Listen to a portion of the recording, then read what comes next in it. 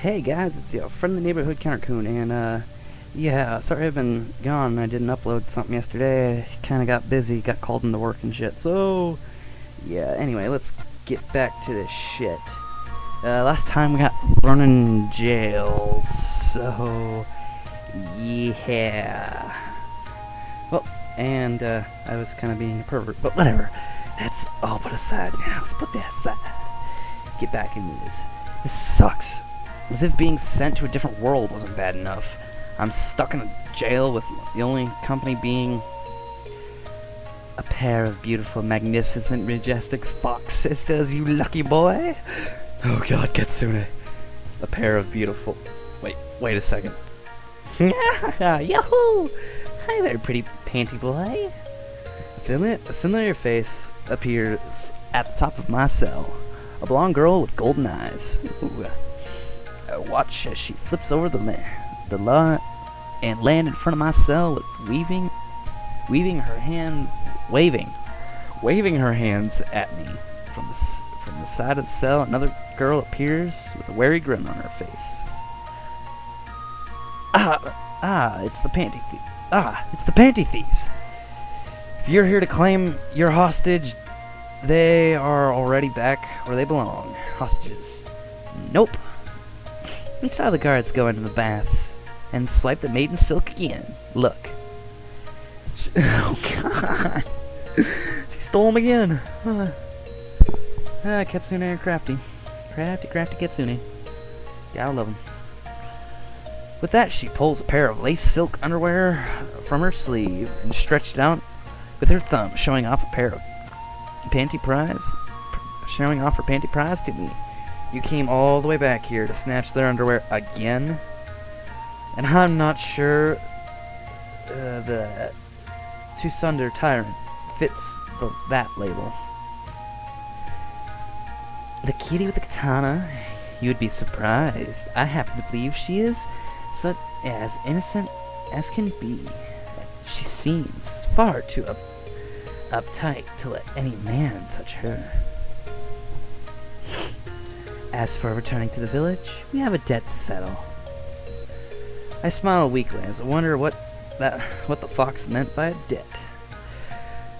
I'm not sure what this debt of yours might be, but I think you better leave before those two return. You don't seem to be on friendly terms with the samurai girls. Wait, if he doesn't know about it, can we just leave Onisana? Meko, this is not how we do things. Young man, your actions allowed us to escape our earlier predicament without harm. This place is us in your debt, for which we are now repaying you. Meko, do the magic. Magic? Magic. Dear God, what am I doing? Okay. The young girl walks forward and places her hand upon the lock of the door in the cell. She begins mumbling something that I couldn't even begin to understand, and her hand begins to glow brightly. Different worlds, girls wielding weapons, and now fox girls with magic. Next on the list, I'm going to find a talkative magical sword and end up destined to save the world. That said, I was curious to see what this magic would do to the lock, keeping me imprisoned. Ha! The glow flared for a moment before quickly fading. There was a hiss and a sizzle. The lock dripped to the floor in a mess of melted metal. Well done, Mako-chan. You did really well. Relax now, alright? I'm not sure what I'm supposed to do. Be the most... Fuck. I'm not sure what I'm supposed to be the most surprised about that. The fact that a girl just melted a steel lock, or that I'm starting to accept that this is normal. This level of magic is extraordinarily... Mako's quite gifted. What I just do? Oh. Skip mode. Hotkeys. But as I said, we are here to settle our debt. If you would like, we can escort you back to the forest where we first encountered you. I do, however, suggest that you decide quickly. The guards do not bay for long, and I should know I have observed them for a while. Well, I don't plan on sticking around, so I'll gladly accompany you two out of here. Maybe I'll be able to find my way back home. Lead the way, Peeping Tammy.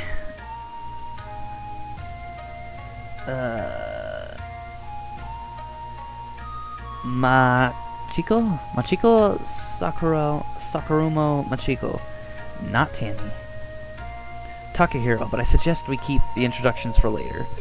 Very well, then, Takun. Taco. Sounds like taco. Follow. As I was stepping out of the cell, a sound of a familiar voice boomed in the distance.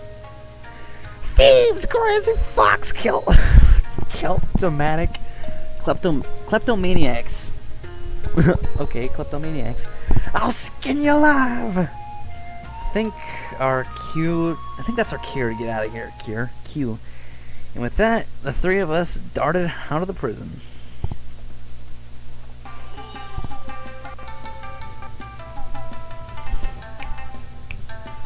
This is kind of catchy.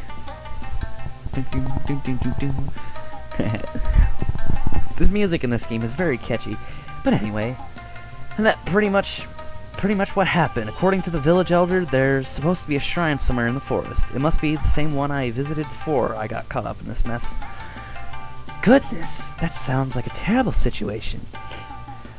I know that spirit such as Tsuru enjoys playing with people, but it seems a little cruel of her. I would speak to her myself, but fox spirits are not allowed near the shrine. Huh?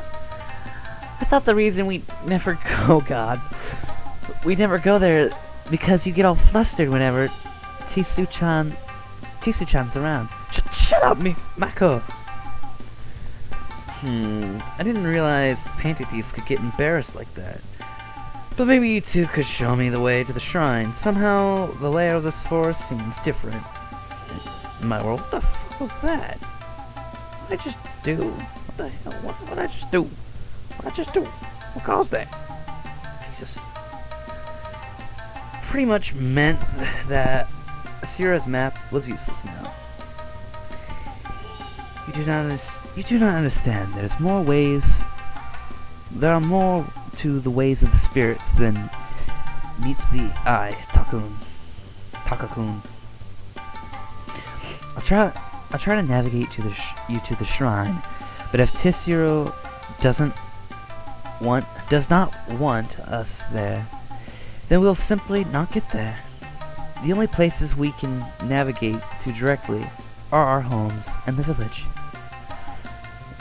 I could use gate magic, but it takes super long to cast, and unless I concentrate really hard, it usually just ends up taking us someplace, not fun. I wonder where that could be. I think I'll prefer taking the ground route. But thanks for the offer. Makiko-chan, was it? That's right. Sakuruno Makiko. At your service. Yay, my first human friend. Silly girl. Not that I doubt your navigation skills or anything, but I didn't we cross this path a while ago? Oh, you're right. Why are we back here, Onisama? Huh? I thought you were leading the way. Wait. I think if we turn this way and cut through these trees, we might...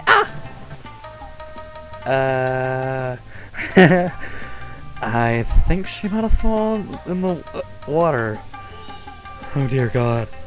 I'm not prepared for what's about to happen. The girl seemingly disappeared out of sight and stepped into between two tall trunks and followed with a loud splash.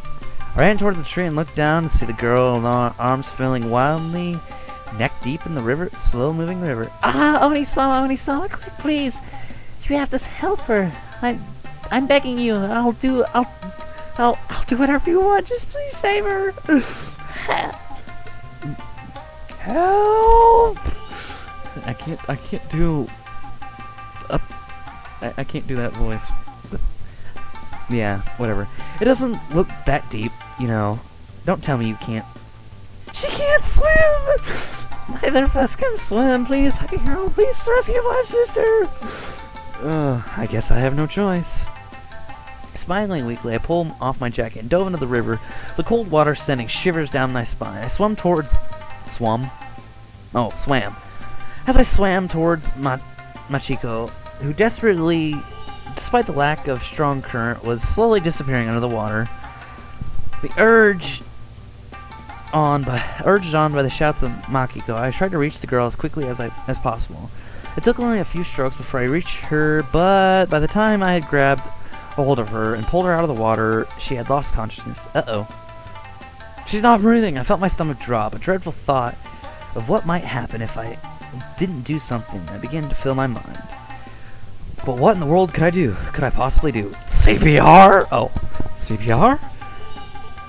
I don't know what that is. She's not breathing. Help her. Please save her. Please wake up. Okay, I need to concentrate. Can you find something to dry herself off with? Dry her off with. Dry her off with. Right. Great. A mage without a revival spell. Ooh, I'm getting lightheaded. Oh, lightheaded. Reading too fast. Breathe. CounterKun, breathe. As if trying to steel my nerves for what I was about to do, I muttered these words just before leaning in. I could remember from my first aid training that the patient had to be what wasn't called the recovery position, and that I had to blow into their mouth and push down on their chest. My heart pounded faster and faster as I could look down on the fox. As I looked down at the fox girl, I could feel my cheeks heating up as a blush spread across my face. Clumsily, I put my head into what I hoped was the right position and slowly lowered my face towards her face, lips parted. Oh dear God! And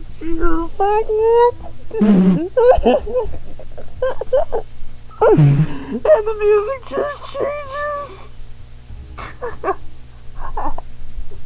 Final position. Oh my God! What?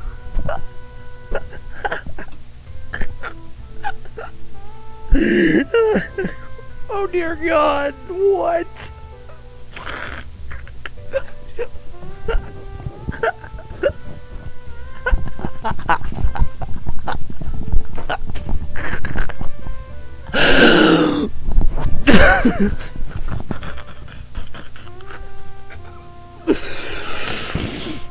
Well, I'm just gonna leave it off here because I can't stop laughing.